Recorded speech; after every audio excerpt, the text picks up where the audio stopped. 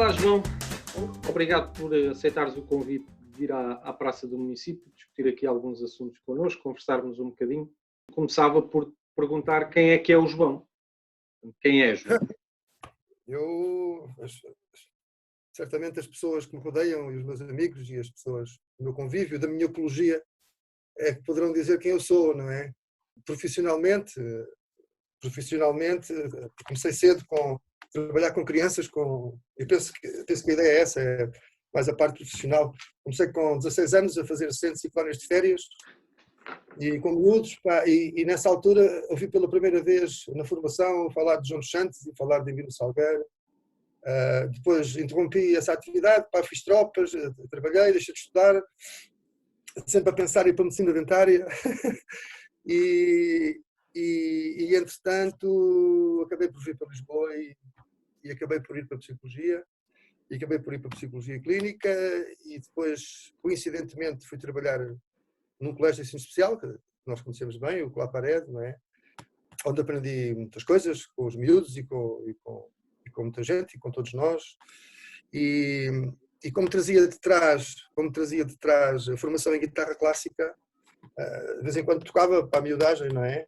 E comecei a observar coisas, especialmente com os miúdos mais agredidos, os autistas, que davam sinais diferentes quando acontecia a música e aproximavam-se mais da relação e acabei por procurar alguns workshops de musicoterapia, onde conheci gente muito interessante também e pronto, e acabei por fazer a formação e a certificação em musicoterapia e continuo nessa área, não é?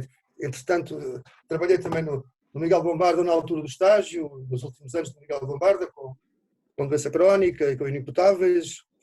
Depois acabei por trabalhar também com autistas nas unidades de ensino estruturado, também com musicoterapia. Há pouco tempo desenvolvi um projeto financiado pela DGS e pela Development, da nossa Associação de Saúde Mental, no internamento de pedopsiquiatria da Estefânia, que foi um projeto muito interessante de investigação e de intervenção. Neste momento, para além da educação especial, estou também nas escolas, a dar apoio clínico às escolas, à escola regular, também na área de projeto. Portanto, o João Laureano é alguém que trabalha com crianças e jovens, não é? E com famílias e com professores, e sempre focado no desenvolvimento, na saúde mental, no bem-estar, enfim. E depois, é engraçado, nós conhecemos-nos nesse mundo, foi esse mundo que levou a que começássemos a trocar ideias, e tu acabaste agora por responder também à parte do como é que a psicologia e a musicoterapia surge na tua vida. Qual é que tu achas, até pela tua personalidade muito forte, com objetivos muito marcados na área social e uma pessoa que gosta de dar aos outros, qual é que achas que é o papel do psicólogo, do musicoterapeuta na sociedade que temos hoje em dia, no mundo em que estamos a viver hoje? Com as assimetrias que ele tem e que nós os dois bem conhecemos pela nossa experiência. Mário, esta musicoterapia foi a exercício de uma necessidade, não é? Porque eu reparei, e a bibliografia também leva a isso, não é? Que as terapias ativas, a musicoterapia é a minha área, mas há mais áreas, há a arte-terapia, a dança-terapia, tudo que envolve uma relação e uma participação ativa, não é? Foi uma necessidade, porque foi uma forma de chegar mais ao mundo interno dos pacientes ou dos clientes, como entender melhor, não é? E especialmente com crianças e com jovens, onde há uma certa dificuldade de expressar as emoções, então encontramos ali um ponto comum de partilha e de relação, não é? E por isso utilizo muitas vezes a musicoterapia, não esquecendo a psicologia. A psicologia é o estudo do comportamento humano, não é? Nas suas diferentes áreas. Na clínica é na clínica, na educação é na educação, na parte empresarial e social também tem os seus métodos de investigação. Mas a psicologia só por si é a ciência que estuda o comportamento humano, não é? Depois os psicólogos, claro, terão que fazer outro tipo de formações para serem terapeutas e para serem aquilo que pretendem ser enquanto ou investigadores, ou terapeutas, enfim. Que papel é que a psicologia poderá ter nesta conjuntura? Eu penso que é um papel importante, não é? Penso que é um papel importante porque quando vais estudando comportamentos, eu não sou muito fazer prognósticos. Aliás, sinto-me um pouco perdido enquanto técnico também, enquanto psicólogo, com esta conjuntura, porque não sabemos muito bem onde é que isto vai parar, não é? Há colegas que dizem que isto vai ser um holocausto e que os miúdos e que as pessoas vêm com perturbações de stress pós-traumático e depressão, e, enfim. Eu acho que há um pouco de tudo, não é? Há as famílias que se sentem até bem os miúdos pelo facto de estarem em casa, e há mais proximidade de família, e quando continuam a conseguir sustentabilidade, as coisas funcionam. Também há famílias em que há sustentabilidade, mas depois os afetos falham e aí as coisas tornam-se mais complicadas. A musicoterapia também tem várias áreas de intervenção, não é? Eu gosto especialmente da intervenção com crianças, portanto, na saúde mental, infantil e juvenil e no desenvolvimento. É a minha área onde eu me sinto confortável e naquela que tenho investigado e naquela que gosto de trabalhar.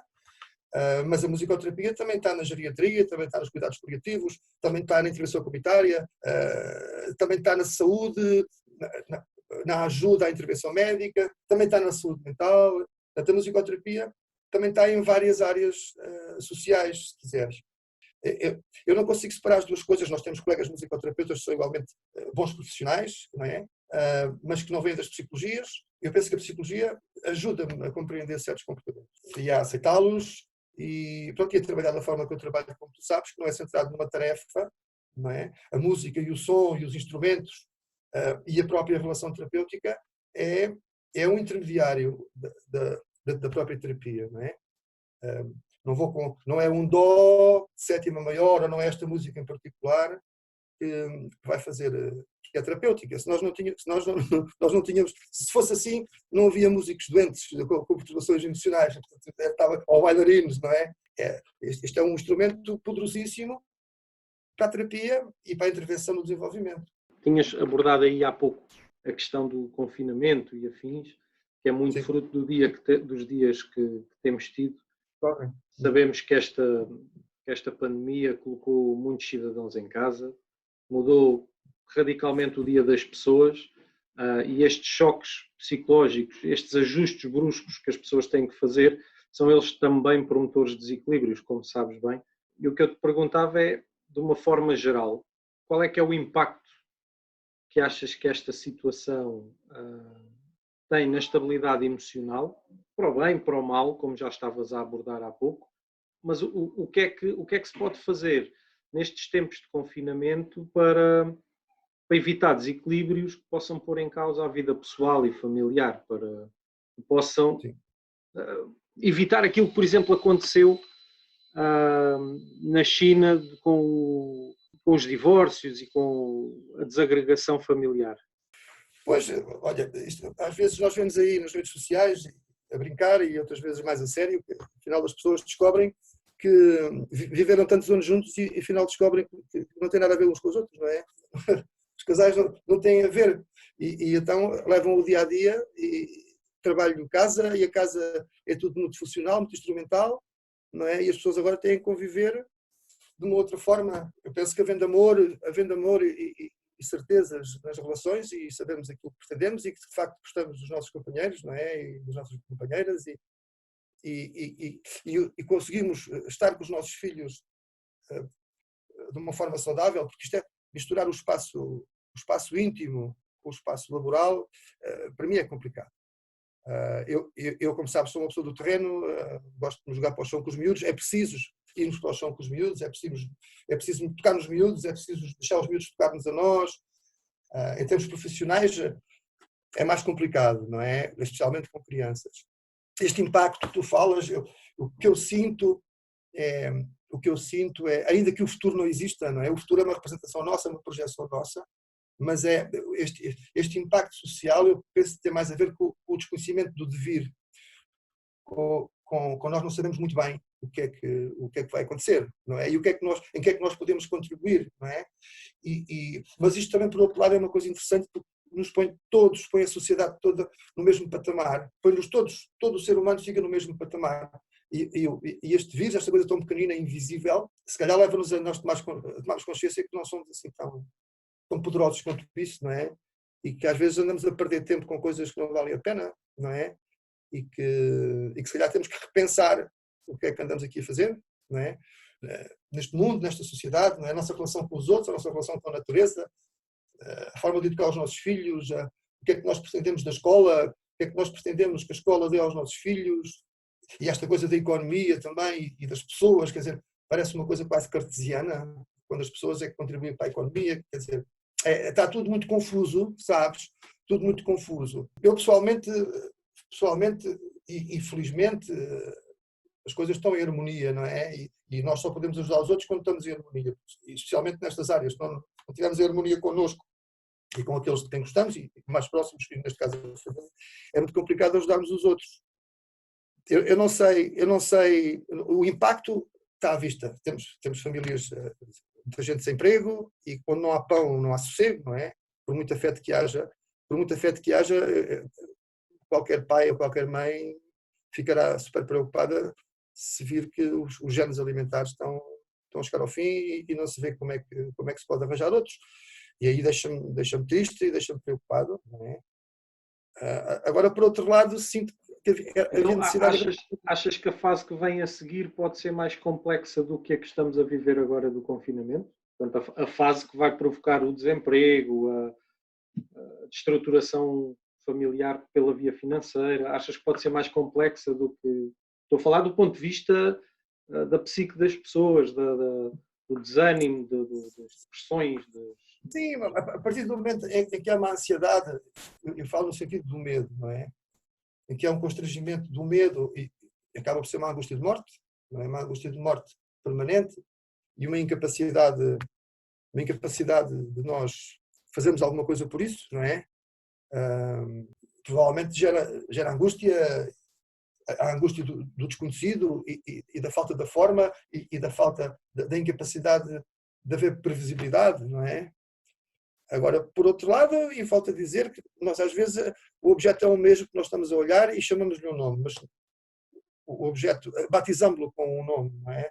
Mas se nós próprios mudarmos de posição, o objeto continua a ser o mesmo, mas nós vemos o objeto de outra perspectiva, não é?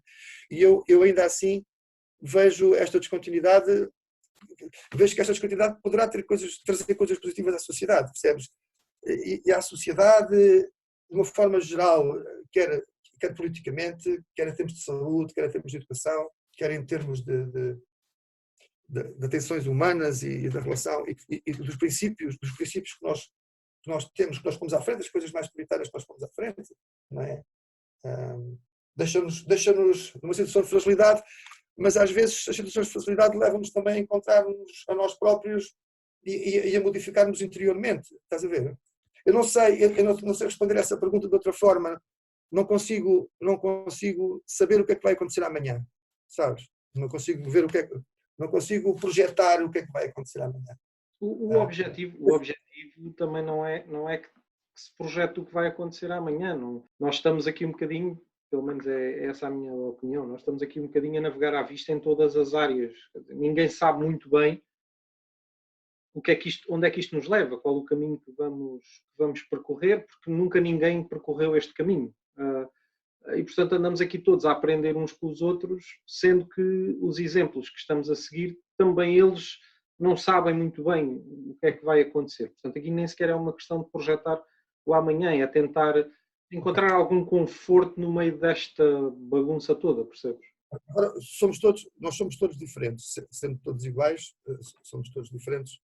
Somos todas pessoas, não é? Nascemos, reproduzimos, vivemos e depois morremos como qualquer ser vivo. Mas certamente, se nós vimos isto à luz da psicologia, estruturas mais obsessivas e mais rígidas certamente têm mais dificuldade em mudar atitudes, não é? Pessoas mais resilientes e mais plásticas e com capacidade de mudar, não é? Certamente estarão mais adaptadas. Mas isto são as leis da natureza também. Eu estou otimista pela descontinuidade, não é? E acho que esta situação, no fundo, vai nos pôr a nossa omnipotência um bocadinho mais... com ondas mais baixos, está a ver? Mas não sei porque há coisas tão cristalizadas, sabes? E nós vemos por exemplo, nas Américas, a fragilidade que as Américas têm, e falo dos Estados Unidos e falo do Brasil, as fragilidades quase governamentais, não é? E por outro lado fico aqui contente com a nossa velha Europa, com Portugal especialmente, com Portugal, especialmente pela forma como isto foi gerido, sabes, e as prioridades que foram postas. É claro que as economias têm que avançar, as pessoas têm que produzir, os países têm que produzir, não é? Mas eu, por outro lado, também acredito, e não quero puxar isto para o lado da política, porque sabes que eu, nem política nem religião, sou espiritual, mas não tenho credo, não é? Estruturas das pessoas, não é? E os seus mecanismos de defesa certamente vão condicionar a sua forma de estar nestas adversidades. As pessoas mais obsessivas terão uma forma de responder, as pessoas com um fundo mais depressivo terão outra forma de responder. A doença mental, as pessoas mais persecutórias certamente agravar-se-á os seus sintomas, não é? Mas não sei. Estavas a referir aí que não é uma questão política, embora toque a política como exemplo, mas não é por aí o caminho. Não achas curioso que nestes tempos os países que mais dificuldade estão a ter em responder são curiosamente aqueles que elegeram teoricamente homens providenciais que vinham salvar isto tudo e pôr tudo na ordem? Caso dos Estados Unidos, que com as ideias muito segregadoras, o Brasil igual, o próprio Boris Johnson no Reino Unido também com ideia, ou seja, são pessoas muito mais radicais, chamemos-lhe assim do ponto de vista das ideias, diria eu até menos plásticas, menos flexíveis, e curiosamente são países desenvolvidos, mas que estão a ter muita dificuldade em lidar com esta situação. Eu acho aqui curioso. Sim, mas sabes, eu achei curioso também quando o Boris saiu do hospital, eu vi nele uma cara diferente daquela que ele tinha antes de ter passado pela experiência do Covid. Pareceu-me com um olhar, pareceu-me assustado, pareceu-me com um olhar mais humano e mais preocupado com as pessoas. Estes países, e falo dos Estados Unidos, não é? E no caso do Brasil, o homem acaba por ser um matraquilho, não é? Ele também é um militar. E se ele assumir isto como uma guerra, as pessoas têm que ir para a frente de batalha, não é? Só que ele poderia salvaguardar e poderia ouvir a ciência e poderia fazer outro tipo de coisas. Os objetivos desses países são diferentes, não é? Porque os Estados Unidos vendem guerra, não é? Neste momento a guerra está parada. Penso eu. Não são as pessoas que estão à frente destes líderes. Percebes? Mas já não há uma história. Os chineses têm, o Oriente tem 5 anos de história, não é? A Europa também tem a sua história. E ali falta um pouco de história. E é um pouco esta coisa mais capitalista de fazer dinheiro com dinheiro. E por isso talvez esteja a acontecer isso. O Trump é um homem de negócios, não é? Mas não faz dele um líder. Até porque é tudo imposto. Quando os jornalistas lhe perguntam coisas, ele, se não gosta, não responde, não é? Isto é democracia, eu acho que não devia existir, não é? Você não me interessa. O Bolsonaro também, qual é o seu jornal? Esse jornal não interessa. No fundo é um medo, no fundo eles estão com medo, não é? Eu acho que isto provavelmente vai ser o fim deles, eu não sei. Que marca é que gostavas de deixar, não é? Nós nunca estamos sozinhos, sabes? E se nós deixamos coisas, ou investigações, ou pensamentos, ou ideias, perduram pelos nossos amigos e por aqueles que vão ficando. Assenta tudo numa relação que existiu. Tenho lutado sempre por esta corrente, que no fundo é uma corrente dos mestres que tenho tido, e é o que me faz sentido, não é? É esta coisa da relação e da subjetividade, sabes? Porque cada vez mais nós vemos a própria escola a educar no concreto, as famílias a educarem os filhos sem subjetividade, sem metáfora. É tudo muito pragmático, não é? E eu gostava que a sociedade caminhasse um bocadinho mais neste sentido da liberdade de pensamento e umas coisas representarem outras. E também nós conseguirmos ver pelos olhos dos outros um pouco uma teoria da mente ou a empatia. Nós íamos construir as nossas famílias e os nossos alunos e as pessoas com quem nos relacionamos e com quem trabalhamos, conseguirmos, e os próprios estagiários, como sabes, eu tenho muitos estagiários de musicoterapia, conseguirmos ver o mundo pelos olhos do outro. Eu gostava que as coisas fossem cada vez mais assim. É claro que é muito mais fácil ter uma escala onde se põe as cruzes e o miúdo responde ou não responde, está certo ou não está certo, mas é a reflexão, a partilha, e definitivamente o amor, que é diferente do amor de mãe, que é diferente do amor que nós temos pelas nossas mulheres, que é diferente do amor que nós temos pelos nossos filhos, mas tem uma coisa em comum, que é um amor incondicional e de não julgamento, sabes? A não ser que o outro, intencionalmente, seja um antissocial, não é? E que cresça na adversidade dos outros, percebes? O que eu gostava era que as pessoas se amassem, mas este amor de compreensão, não é uma coisa romântica, é o amor que fala ao Coimbra de Matos, mais amor, menos doença, sabes? O amor de compreensão e de impulsão da intencionalidade de cada um, de otimização. Não, eu tenho alguma dificuldade em gerir narcísicos, sabes? Aliás, acho que qualquer terapeuta tem muita dificuldade em gerir narcísicos. O narcísico não consegue ver o lugar do outro. E a fragilidade é tão grande, que o que vem sempre é a palavra eu e uma necessidade grande de reconhecimento. Eu não sinto essa necessidade de reconhecimento. Toda a gente gosta de ser reconhecido, toda a gente gosta de valorizar o seu trabalho. Mas aquela coisa narcísica é de uma insatisfação permanente. O saco nunca está cheio, percebes?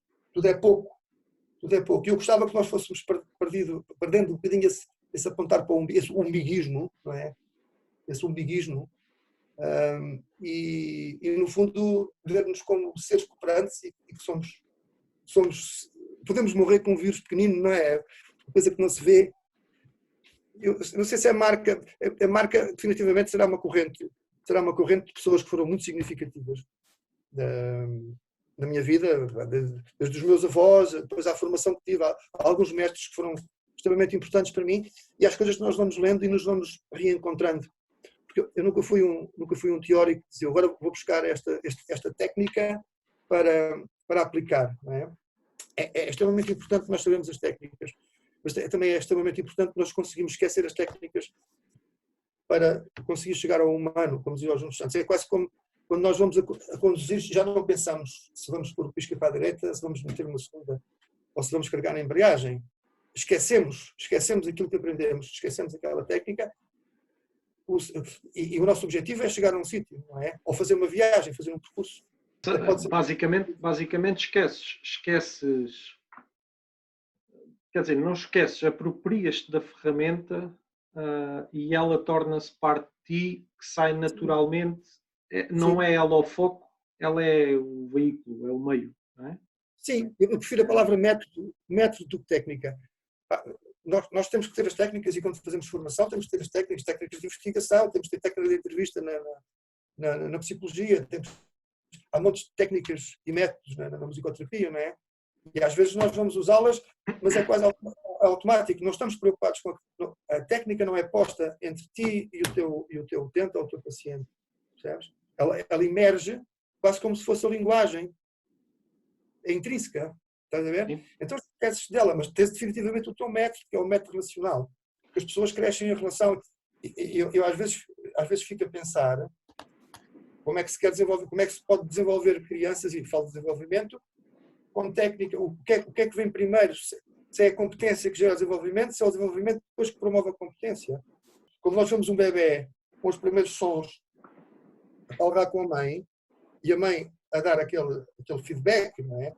Se o bebê diz babá, babá, se a mãe começa a insistir, ou a mãe ou o pai, ou seja, a insistir que o miúdo tem que dizer batata, aquilo vai correr mal, não é? O menino só está a dizer babá, não é? É um eco.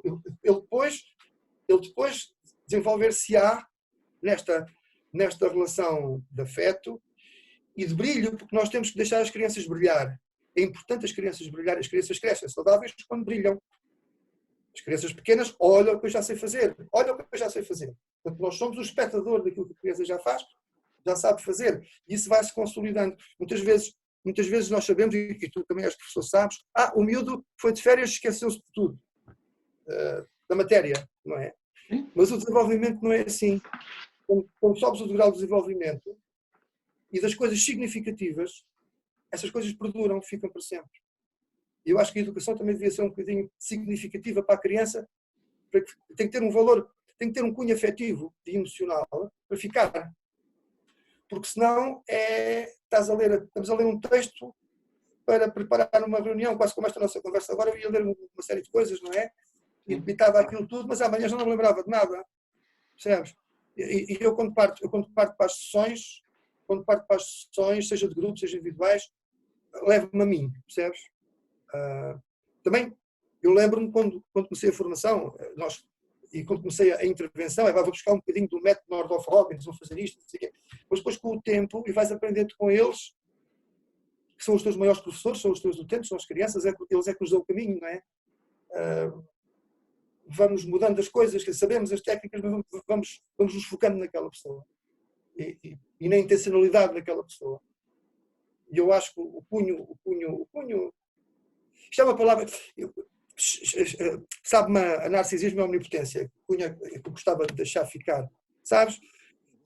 Mas definitivamente esta corrente que eu acho que faz falta a corrente da relação e do amor incondicional. Percebes? E de conseguir ver o mundo pelos olhos do outro, sabes? Faz-nos falta ver o mundo pelos olhos do outro. E, quer dizer, de vez em quando nós olhamos o retrovisor, como diz o Pimber de Matos, mas se estivermos sempre a olhar pelo retrovisor, batemos no carro da frente. Portanto, eu estou muito centrado sempre no aqui e no agora e sempre a pôr-me em causa, não é? O que é que eu poderia ter feito, como é que eu poderia ter sido, ou que forma é que eu poderia ter sido diferente para ter chegado mais próximo desta pessoa. Seja nas relações sociais, seja nas relações afetivas, seja com os filhos, seja no trabalho, não é? O que é que eu posso mudar em mim para otimizar esta relação, esta nossa relação, esta nova relação. E volto a falar com o Pimber de Matos, não é? Porque as novas relações é que nos fazem crescer. Não são os novos documentos, os novos protocolos, são as novas, eles podem levar a novas relações, mas penso que a nova relação é que nos faz ser pessoas diferentes e mudarmos quando queremos mudar, não é? Nem toda a gente quer mudar, e acho muito bem. Essa ideia de quem trabalha especialmente com crianças era permitir à criança ser criança, sabes? E podemos brincar, como sabes, eu gosto muito de brincar e acho que brincar é uma coisa muito séria, não é? E podemos brincar e ser felizes, que isto alastrasse, quase como um vírus, não é? Que esta ideia alastrasse, porque sabemos que as crianças sendo felizes dão melhores pessoas, mais saudáveis. É verdade. Enfim. Obrigado, João. Terminamos a entrevista por aqui. Obrigado, eu.